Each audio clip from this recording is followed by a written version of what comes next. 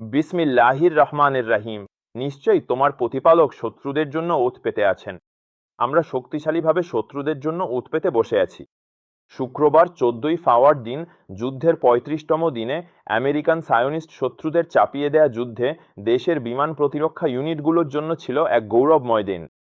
ইসলামের সাহসী ও দৃঢ় যোদ্ধারা শক্তি, দ্রুততা ও নিখুঁতভাবে শত্রুদের যুদ্ধবিমান, হেলিকপ্টার, ড্রোন ও অন্যান্য উড়োজাহাজে প্রচণ্ড আঘাত হানতে সক্ষম হন এবং তাদের মধ্যে উল্লেখযোগ্য সংখ্যককে ভূপাতিত করেন।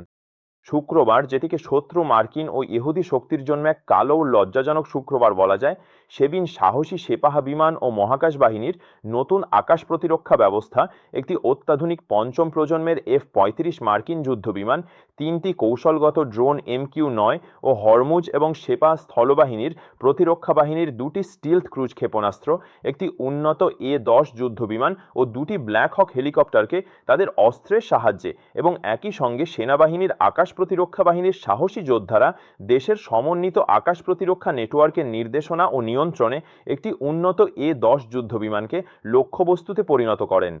আমরা আগেই ঘোষণা করেছিলাম, আমরা আমাদের সক্ষমতা মাঠেই দেখাবো।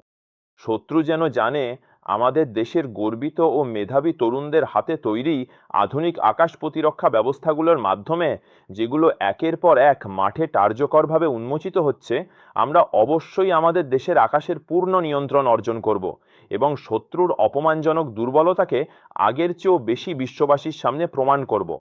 আর সাহায্য তো কেবল মহান ও প্রজ্ঞাবান আল্লাহর পক্ষ থেকেই আসে।